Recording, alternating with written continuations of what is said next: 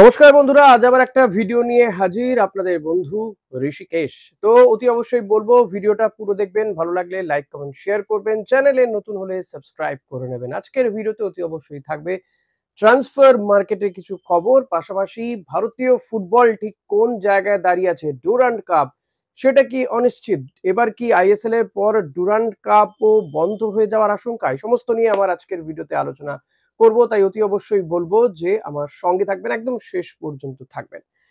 তো আপনাদের শুরুতেই বলি যে ডুরান্ড কাপ মানে প্রাচীন ফুটবল টুর্নামেন্ট, ভারতের বহুদিন ধরে হয়ে আসছে, আর্মির দ্বারা পরিচালিত হয় এই ডুরান্ড কাপ। বহু টিমই খেলে থাকে এই ডুরান্ড কাপে। বর্তমানে আইএসএল আই লিগের টিমগুলোই খেলে এবং অতি অবশ্যই এয়ারফোর্স বা আর্মির টিমও থাকে এই ডুরান্ড কাপে। তো এবারে ডুরান্ড কাপও একটা অনিশ্চয়তার আহ, অন্ধকারে চলে যাচ্ছে। কারণ কেন বলছি, আইএসএল হবে কি হবে না সেটা এখনো একটা দোলাচল রয়েছে। আশঙ্কা বেশি যে আইএসএল না হওয়ার, তবে আমার যতদূর মনে হয় যে শেষমেশ হয়তো কিছু একটা পথ বেরোবে, আইএসএল হয়তো হবে। কিন্তু এই যে আইএসএল হবে কি হবে না এটা নিয়ে যখন একটা দোলাচল রয়েছে, ভারতীয় ফুটবল ফেডারেশনের বা যেখানে বোর্ডই নেই বা যারা রয়েছে ফেডারেশনে তাদের সেভাবে ক্ষমতা নেই, তারা যে এফএসডিএল এর সঙ্গে বৈঠক করবে, এক্সটেনশন করবে তাদের যে কন্ট্রাক্টটা, সেই ক্ষমতা তাদের নেই। তো সব মিলিয়ে একটা অনিশ্চয়তার বাতাবরণ। এফএসডিএল ও নতুন করে বেশ কিছু শর্ত দিয়েছে, সেগুলো এআইএফএফ মানবে কি মানবে না, এই সমস্ত বিষয়গুলো এখনো রয়েছে। আর এই কারণেই কিন্তু আইএসএল এর অন্তত 6টা টিম তারা এখনো তাদের দল গঠন সেভাবে করে উঠতে পারেনি। প্রিসিজন করবে কি করবে না সেটাও ভাবনা চিন্তা করছে। এখনো পর্যন্ত তো তারা মাঠে নামেনি। তারা কারা? FC Goa, Hyderabad, Chennai FC, Kerala Blasters, Mumbai city FC, Odisha, এরকম মানে 6টি টিম রয়েছে যারা মনে করছে যে তারা এবার মানে তারা একটা আশঙ্কার মধ্যে রয়েছে আইএসএল হবে কি হবে না। ফলত তারা এই ট্রান্সফার মার্কেটে খুব একটা অ্যাক্টিভ নয়। তারা দল তৈরি করার ক্ষেত্রে একটু দেখে শুনে চলছে, একটু স্লোলি চলছে। এবার শোনা যাচ্ছে যে, এবং যেহেতু তারা স্লোলি চলছে, তো তারা ইতিমধ্যে ডুরান্ড কাপ আয়োজকদের তারা জানিয়েছে যে তাদেরকে না জানিয়ে যেন কোনো ফিক্সচার তৈরি না হয়, অর্থাৎ তারা ডুরান্ড খেলবে কি না খেলবে সেটা আশঙ্কার মধ্যে রয়েছে, দোলাচলের মধ্যে রয়েছে। হতে পারে যে তারা হয়তো ডুরান্ড থেকে নাম তুলে নিল, তাহলে কি হবে? ডুরান্ড কাপই হবে না ডুরান্ড কাপ? আমি বলবো ডুরান্ড কাপ অতি অবশ্যই হবে। হয়তো সেই জৌলুসটা কিছুটা কমবে, কারণ এই ভারী ভারী দলগুলো বা এই যে টিমগুলো, বেঙ্গালুরু, কেরালা ব্লাস্টার্স কিংবা চেন্নাই এফসি কিংবা মুম্বাই সিটি এফসি, এই টিমগুলো যদি না, এফসি গোয়া, এই টিমগুলো যদি না খেলে কিছুটা জৌলুস হয়তো কমবে। কিন্তু ডুরান্ড কাপ হবে, সেক্ষেত্রে হয়তো আই লিগের টিম আরো বাড়ানো হতে পারে, অন্য কোনো জায়গা থেকে হয়তো টিম আনা হতে পারে, বিদেশি টিমও হয়তো আনা হতে পারে, আমি জানি না। যদিও সেই সময়টুকু যদি হাতে থাকে এই ডুরান্ড কাপ আয়োজকদের, তাহলে এই সমস্ত কিছু সম্ভাবনা রয়েছে। আদারওয়াইজ কিন্তু দেখা যেতে পারে যে হয়তো আই লিগের আরো বেশ কয়েকটা টিমকে নিয়ে ডুরান্ড কাপ হলো, এবং সেভাবে হলো না গত কয়েক বছর ধরে যেভাবে হচ্ছিল। এবার এই ডুরান্ড কাপ যদিও বা হয়, তাহলে কি হতে পারে, আরেকটা ইয়ে রয়েছে, সম্ভাবনা রয়েছে যে এই টিমগুলো তারা তাদের জুনিয়র প্লেয়ারদেরকে খেলালো এবং কয়েকজন সিনিয়রকে তাদের সঙ্গে পাঞ্চ করে খেলালো। যেই সম্ভাবনা ইস্ট বেঙ্গলেরও রয়েছে। ইস্ট বেঙ্গলও তেমন একটা ভাবনা চিন্তাই করছে, কারণ ইস্ট বেঙ্গলের সিনিয়র টিম প্র্যাকটিসেই নামছে 20শে জুলাই, এমনটা জানা যাচ্ছে। অপরদিকে ডুরান্ড কাপ শুরু হয়ে যাওয়ার কথা 23-24শে জুলাইয়ের মধ্যে ডুরান্ড কাপ শুরু হয়ে যাওয়ার কথা, ফলত সিনিয়র টিমটা প্র্যাকটিসের খুব বেশি সময় পাচ্ছে না। যদিও তারা নিজেদের মধ্যে তারা ফিট থাকার নিজেদের মতন করে চেষ্টা করছে, ফিট থাকার আহ চেষ্টা করছে, কেউ কেউ সোশ্যাল মিডিয়াতে ভিডিও দিচ্ছে, আমরা দেখতে পাচ্ছি। এবার যেহেতু জুনিয়র টিমটা অনেকদিন আগেই প্র্যাকটিসে নেমে গেছে, রিজার্ভ টিমটা, তো হতে পারে এই যে, এবং যেটা সম্ভাবনাই বেশি প্রবল, যে এই জুনিয়র টিমের সঙ্গে কয়েকজন সিনিয়র দু একজন বিদেশিকে খেলিয়ে একটা টিম দাঁড় করানোর চেষ্টা হতে পারে। সিনিয়র প্লেয়ারদেরকে খুব একটা খেলানো হলো না ইস্ট বেঙ্গল, এমন একটা ভাবনা চিন্তা করছে। ডুরান্ড কাপ খেলবে তারা, সিরিয়াসলি খেলবে, কিন্তু এইভাবে তাতে বেশ কিছু প্লেয়ারকে দেখে নেওয়া হবে, বেশ কিছু প্লেয়ার সুযোগ পাবে, খেলার একটা সুযোগ পেয়ে যাবে। অপরদিকে যেটা বড় খবর যে এই মুহূর্তে পাওয়া যাচ্ছে যে মোহনবাগান নাকি ডুরান্ড কাপ থেকে নাম তুলে নিতে পারে। কারণ মোহনবাগানও এই ট্রান্সফার মার্কেটে কিছুটা স্লো মুভ করছে, যদিও মোহনবাগানের সেট টিম রয়েছে, কিন্তু যেহেতু আইএসএল নিয়ে একটা দোলাচল রয়েছে, তো মোহনবাগানও শোনা যাচ্ছে যে ডুরান্ড কাপ থেকে তারা হয়তো নাম তুলে নিতে পারে। আর এই ট্রান্সফার মার্কেটে সবচেয়ে বেশি অ্যাক্টিভ যদি বলতেই হয়, হ্যাঁ জানি আপনারা বারবার প্রশ্ন করেন যে এই যত গুজব ছড়ায়, রিমার্স ছড়ায়, গল্প ছড়ায় ইস্টবেঙ্গলকে নিয়ে, এটা ঠিকই, এটা ঠিক, আপনারা ঠিকই বলছেন। তার কারণ হচ্ছে এই ট্রান্সফার মার্কেটে কেউ যদি অ্যাক্টিভ থাকে তো সেটা হচ্ছে ইস্টবেঙ্গল। সবচেয়ে বেশি অ্যাক্টিভ এই সিজনে ইস্টবেঙ্গল। বিদেশি প্লেয়ার চয়ন হোক, বিদেশি প্লেয়ার নিয়ে কথাবার্তা বলা হোক, তাদের সঙ্গে কথাবার্তা হয়তো ডিল হয়নি, সবার সঙ্গে ডিল সম্পূর্ণ হয়নি, কিন্তু ইস্টবেঙ্গল অ্যাক্টিভ রয়েছে দেশীয় প্লেয়ারদেরকে তুলে নিয়ে আসার ক্ষেত্রে। নতুন কোন প্লেয়ারকে টার্গেট করা যায় তাদের সঙ্গে কথাবার্তা বলা, লিস্ট তৈরি করা এবং সেই অনুযায়ী কথাবার্তা এগিয়ে নিয়ে যাওয়া, কাউকে কাউকে ফাইনালাইজ করা। তো East Bengal much more active than the others. তো ইস্টবেঙ্গল ফলত বোঝাই যাচ্ছে এই সিজনটা তারা কতটা সিরিয়াসলি দেখতে চাইছে। যদি আইএসএল হয় তাহলে কিন্তু ইস্টবেঙ্গল ভালো একটা দল তৈরি করেই তারা মাঠে নামতে চাইছে, এটা কিন্তু তাদের এই সদিচ্ছা থেকে বোঝা যাচ্ছে।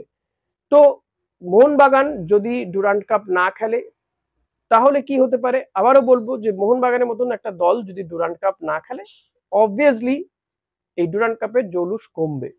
অপরদিকে কালকে আমরা যা দেখলাম যে এবার কিন্তু কলকাতা লিগকে আরো বেশি করে জাঁকজমকপূর্ণ করার চেষ্টা করা হচ্ছে, সাজিয়ে গুছিয়ে তৈরি করার একটা চেষ্টা করা হচ্ছে, একটা প্যাকেজ ফুটবল তৈরি করা হচ্ছে, যেটা আমার মনে হয় আরো কয়েক বছর আগে হয়তো হওয়া উচিত ছিল। এবং সত্যি কলকাতার বা বাংলার ফুটবলকে বিক্রি করার জায়গা প্রচুর রয়েছে, মার্কেট রয়েছে। এতদিন তেমন উদ্যোগ দেখা যাচ্ছিল না, বা এখনো যে বিরাট কিছু উদ্যোগ নেওয়া হয়েছে আমার অন্তত মনে হচ্ছে না। কারণ এখানেই বেঙ্গল প্রো লিগ হচ্ছে দ্বিতীয় সিজন, ক্রিকেটের কথা বলছি, আইপিএল এর ধাঁচে। তো কেন এটা আমরা আইএসএল এর ধাঁচে হোক বা অন্য কোনো এই ধরনের একটা ফ্র্যাঞ্চাইজি বেস টুর্নামেন্ট ফুটবলে করতে পারি না? একদম বয়স ভিত্তিক এই টুর্নামেন্ট তো আমরা করতে পারি, প্রচুর প্রতিভা রয়েছে, প্রচুর টিম রয়েছে, অনেকেই এখানে কোচিং সেন্টার খুলে বসেছেন প্রাক্তন ফুটবলাররা। তো এটা হতে পারে, হয় না এমনটা নয়। তো সেই উদ্যোগগুলো দেখা যাচ্ছে না, অথচ বেঙ্গলে কিন্তু ফুটবলের ঘাঁটি, ফুটবল মক্কা, এরকম প্রচুর কথাবার্তা বলা হয়ে থাকে। তো দেখা যাক এবার কলকাতা লিগে আর কি কি চমক থাকে।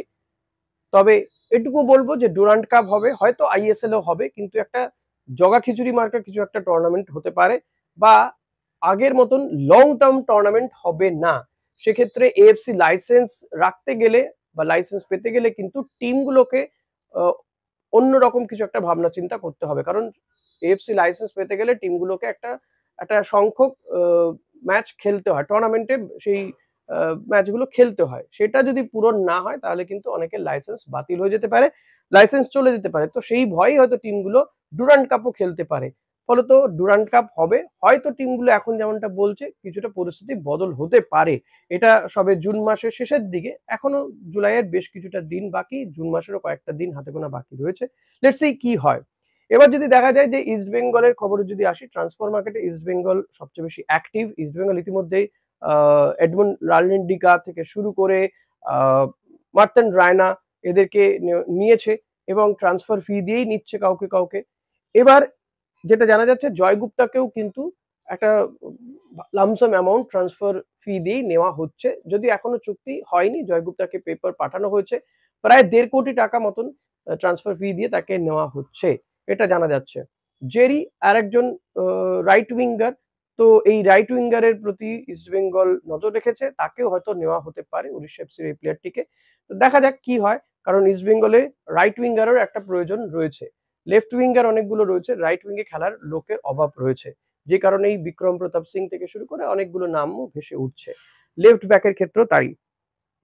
সে কারণে জয়গুপ্তা, তো লেফট ব্যাক, রাইট উইং, এই জায়গাগুলো। এবার ইস্ট বেঙ্গলে সেন্টার ব্যাক হিসেবেও বেশ কিছু বিদেশি ফুটবলারের নাম আমরা শুনেছি, কথাবার্তা চলছে। তবে এই জায়গাতে কিন্তু ইস্ট বেঙ্গল একটু স্লো বাট স্টেডি দেখতে চাইছে, কারণ যেহেতু আইএসএল এর দিনক্ষণ এখনো ঘোষণা হয়নি, আইএসএল হবে কি হবে না এটা একটা দোলাচল রয়েছে। তাই অহেতুক বিদেশি প্লেয়ারদেরকে লক করে টাকা খরচা করতে ইস্ট বেঙ্গলও চাইছে না। ইস্ট বেঙ্গলের বৈঠক টৈঠক রয়েছে আগামী 1-2 দিনের মধ্যে, আজকেও হতে পারে। তো সেখানে আরো বেশি এটা পরিষ্কার হবে যে তারা কিভাবে হাঁটবে, ইভানের সঙ্গে কি চুক্তি করবে, নাকি ইভানের চ্যাপ্টারটা ক্লোজ হয়ে গেল, অন্য কোনো স্পেনীয় কোনো ফুটবলারের কথা আপনাদেরকে বলেওছি, তার মধ্যে কাউকে বাছাই করা হবে। এই বিষয়গুলো এখনো চলছে। তো এগুলো ongoing process. Summer transfer window খুলেছে, এখন অনেকটা বাকি। তবে এটুকু বলবো যে ভারতীয় ফুটবল যেভাবে এগোচ্ছে, একের পর এক টিম যেভাবে তারা রেসপন্স করছে টুর্নামেন্টগুলোর ক্ষেত্রে, তাহলে কিন্তু বলবো যে খুব একটা ভালো কিছু অপেক্ষা করছে না ভারতীয় ফুটবলের জন্য। ভারতীয় ফুটবল একেবারে তলানি থেকে তলানিতে যাচ্ছে। এর মধ্যে মন্দের ভালো, গতকাল আমরা দেখলাম যে মহিলা ভারতীয় ব্রিগেড তারা মঙ্গোলিয়াকে ১৩ গোল দিল। এটা কিন্তু যথেষ্ট উৎসাহব্যঞ্জক আমি বলবো। এর জন্য মহিলা ব্রিগেডকে শুভেচ্ছা তো জানাবোই। পাশাপাশি বলবো এটাকে আমাদের আরো ধরে রাখতে হবে। এই যে এএফসি এশিয়ান কাপ কোয়ালিফাইং রাউন্ডের ম্যাচ খেলছে ভারতীয় মহিলারা, তারা যাতে এশিয়ান কাপে কোয়ালিফাই করে এবং সেখানে গিয়েও ভালো পারফরমেন্স করে সেই আশাই রাখবো। আমার মনে হয় যে এখানে এআইএফএফ কে এই মহিলা টিমটার প্রতি আরেকটু নজর দেওয়া উচিত। তাহলে বোধহয় টিমটা অনেক দূর যেতে পারে। অন্তত পুরুষরা যেটা পাচ্ছে না, যদি অন্যদিক করেও কিছু করা যায়, কারণ আমরা দেখলাম ইস্ট বেঙ্গলের মহিলা টিমটা তারা আইডব্লিউএল চ্যাম্পিয়ন হয়েছে, ইস্ট বেঙ্গলের পুরুষ টিম পারেনি, কিন্তু কোথাও গিয়ে এটা তো একটা মোটিভেশনের কাজও করে। তো যেভাবেই হোক ভারতীয় ফুটবলকে যে কোনো খাতেই হোক বইয়ে নিয়ে যেতে হবে। এই এই যে চলছে যেটা, সেটা ঠিক পথে চলছে না। আগামী দিন বলে দেবে ভারতীয় ফুটবল কোন পথে থাকে। আপনারা অতি অবশ্যই কমেন্ট করে জানাবেন এই বিষয়ে, এবং ভিডিওটা কেমন লাগলো সেটাও জানাতে ভুলবেন না। আজ এখানেই শেষ করছি, দেখা হবে আবার অন্য কোনো ভিডিওতে বা লাইভ শোতে। Thank you.